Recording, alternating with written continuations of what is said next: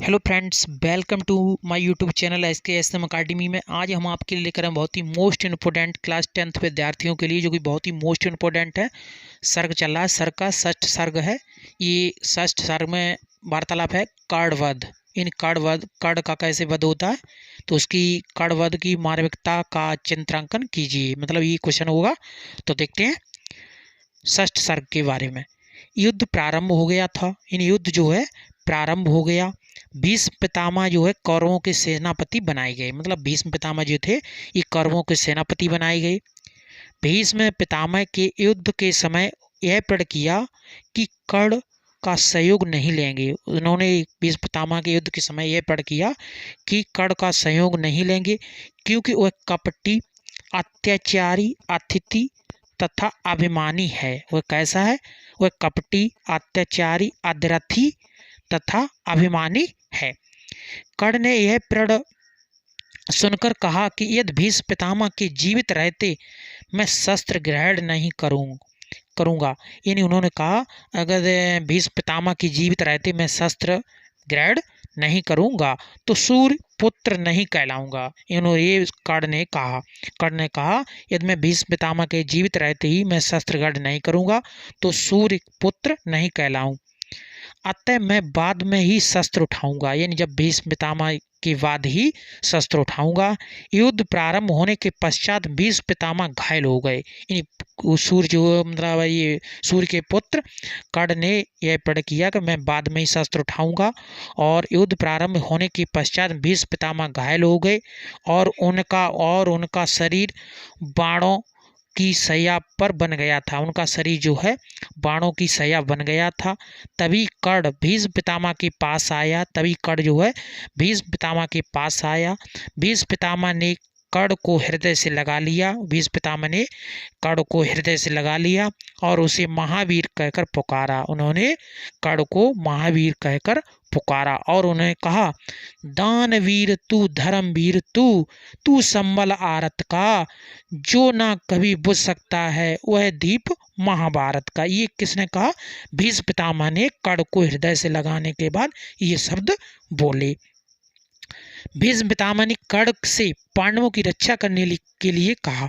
भीष्म पितामह ने कर्ण से पांडवों की रक्षा करने के लिए कहा, किंतु कर्ण अपनी प्रतिज्ञा पर डटा रहा। कर्ण जो है अपनी प्रतिज्ञा पर डटा रहा। उसने कहा, जैसे ही अर्जुन श्री कृष्ण के साथ प्रवेश करेगा अर्जुन प्रवेश करेगा, वैसे ही उसकी गर्दन मेरे बाणों की पर होगी। यानी मेरी जैसे ही उसकी गर्दन मेरे बाणों पर होगी। यह सुनकर भीष्म पितामह ने कर्ण की जय जयकार की। यह बात सुनकर भीष्म पितामह ने कर्ण की जय जयकार की। युद्ध निरंतर चलता रहा। युद्ध जो है निरंतर चलता रहा। 15वें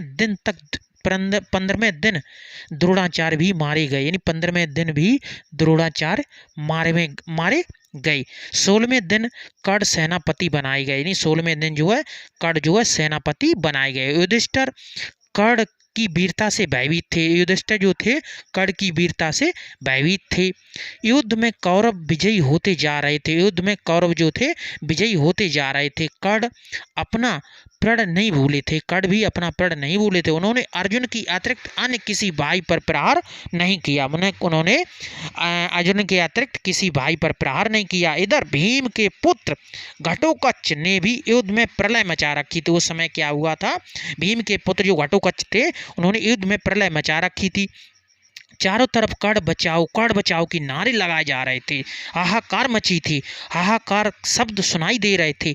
सेना की कातर वाणी को सुनकर कर्ण जो है अमोघ शक्ति का प्रयोग किया। उसने अमोघ शक्ति का प्रयोग किया। अमोघ शक्ति का जब प्रयोग किया तो जिसकी भयंकर शब्द के साथ घटोत्कच पृथ्वी पर गिर पड़ा और कर्ण के पास अमोघ शक्ति के रूप में मात्र एक ही अस्त्र रह गया था, वह भी नष्ट हो गया था। ये और फिर दिन विशेष था। केवल